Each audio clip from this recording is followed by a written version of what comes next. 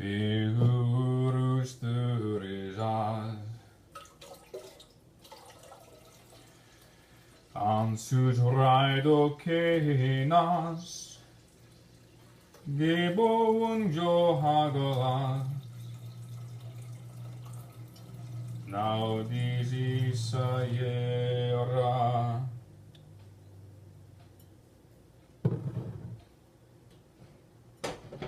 You was Pethro Elgas So Vilo Tiwas Berkano Ewo Manas Lagus Inglas Digas Otala. Welcome to Ancestral Wisdom. As promised last time, I'm going to show you how to bottle mead. Now, we're not bottling the same mead that we made last time, because that's not ready for another 2 months at least. So we're going to bottle another mead that I have that just finished fermenting. I'll tell you a little bit about that mead in just a few minutes, but first, what do you do to start? Number one, sterilize. I just sterilized 10 bottles by pouring boiling hot water into them. Use star sand, use whatever you want, that's what I do. Then I took 1 tablespoon and 1 teaspoon of honey, boiled it in a tiny bit of water, and put it at the bottom of this pot.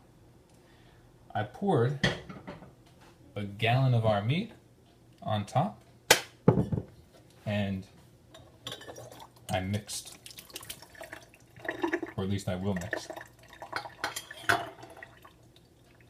What's the honey doing here at this stage? Well, that's going to carbonate the brew. How much honey to use? Depends on how carbonated you want it. Most people are going to say use sugar, and to be honest, that's probably the smart thing to do. If you use sugar, you know exactly when it's going to be carbonated and how carbonated it's going to be. It's more reliable. Honey's a bit trickier.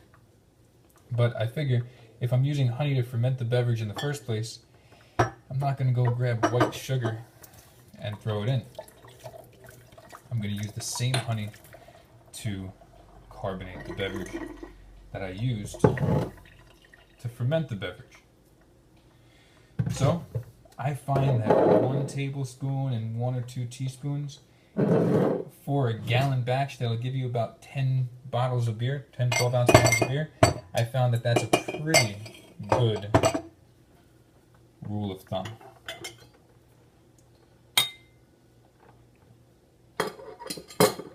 All right. Now, why do we want to carbonate the mead in the first place? Well, you don't have to. If you're making still mead, it's pretty easy. Just sterilize your bottles and pour the mead in and cap them. But if your mead, for whatever reason, seems as if it would benefit from carbonation, then go for it. Make it like a champagne or like a beer or however you want to think about it. Some meads that I've made are more like wine. They taste more like wine, and so when you carbonate, it ends up being almost like champagne. This particular mead, and I'll tell you a bit about it in a few moments, but this particular mead is actually a lot like beer. And so if I ended up not carbonating this, it would end up tasting like flat beer. And that happened once with one of these batches, and it was not good. So, ever since then, I made sure to carbonate this brew, and it always came out great. Alright. So just a couple of simple pieces of equipment. I try to make it so I don't have a lot of dishes to do at the end. So I'm mixing with the pot that I'm going to use to pour.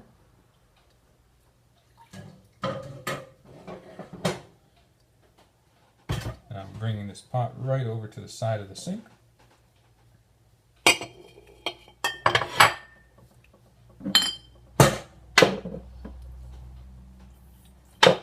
Those bottles are piping hot.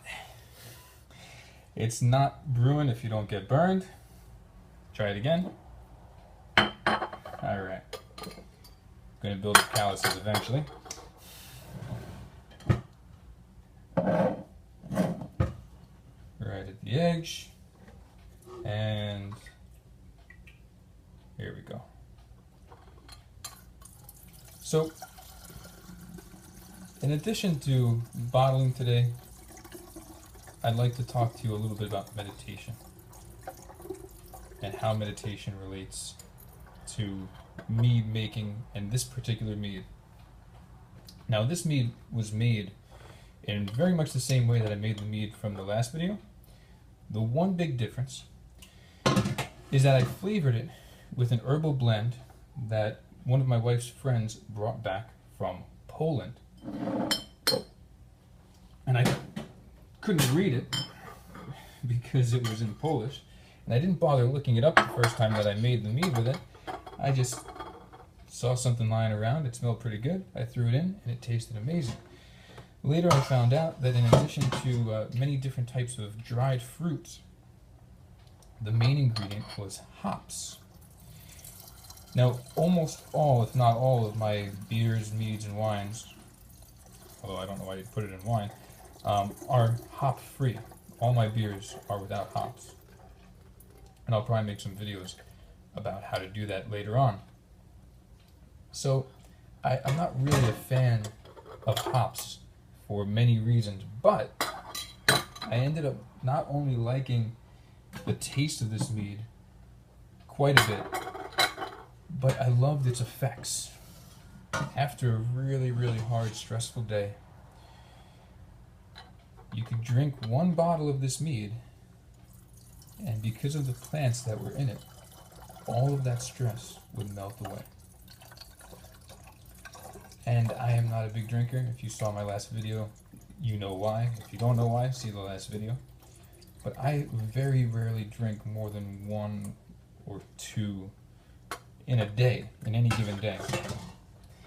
I think the most that I've drank in the last 15 years was maybe 3 drinks in one day. So I'm not a big drinker, and I don't like drinking a lot. So to be able to have one bottle of mead and to feel a nice, tangible relaxation setting in and stress melting off from the effect of the herbs that were in it was a positive experience for me. So whatever stresses you out, if you make this mead or a mead similar to it, you could feel that stress melting away.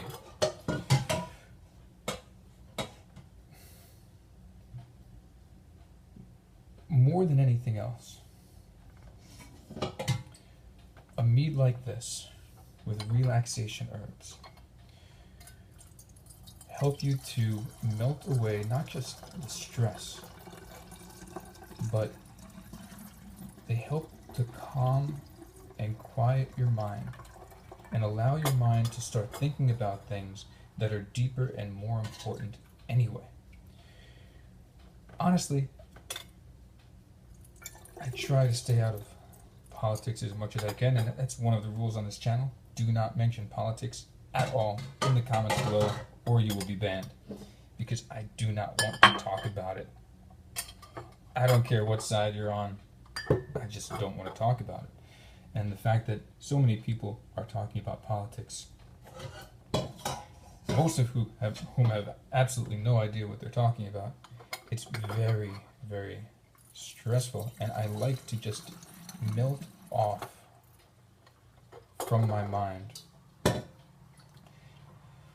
the busyness of human drama so that I can think about things that are more eternal and more permanent and more important than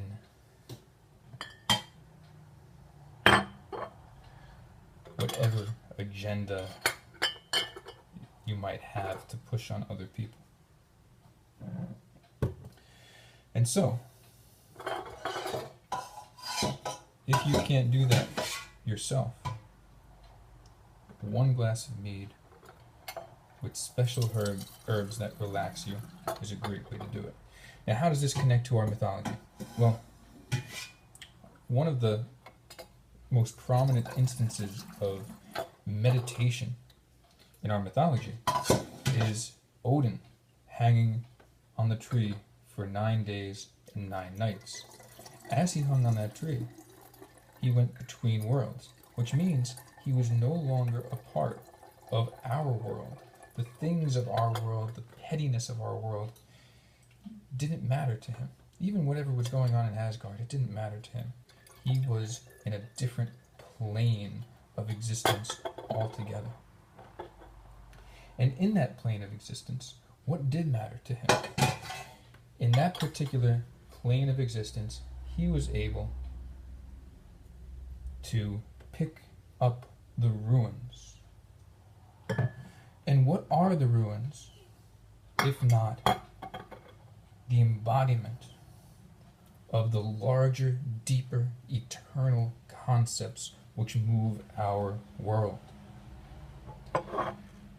So, he distanced, with meditation, he distanced himself from the realm of drama in order to gain the wisdom of the ruins, the wisdom of something deeper, the wisdom of something eternal. But he didn't stay in that state.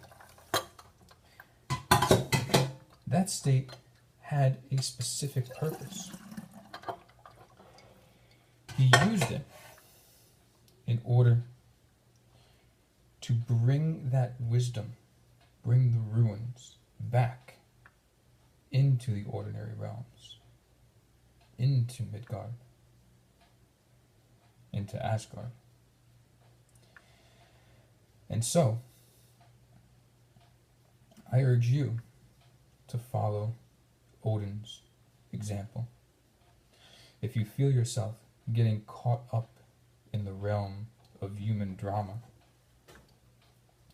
if you feel yourself unable to stop thinking about things that are not really that important in the first place, sit back, relax, have a glass of mead,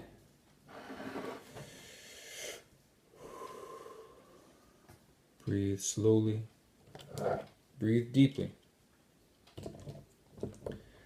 and meditate. How do you meditate? I'll cover a few great techniques in later videos, but the best way to start is just to sit quietly, taste your mead, forget about this world and this world's drama and this world's problems. Breathe slow, breathe deep, and look at a rune. Whichever rune calls out to you the most. Google runes. Find one whose image seems to stand out to you. Put it in front of you. Look at it. And think about it. And nothing else. It's a good place to start. Eurus thurisas, ansus raido kenas, ebo unjo hagalas, naudis isaiera, Iuas pethro helgas, Thoilo tiwas, Percano evo manas, Lagus ingvas degas, O Thala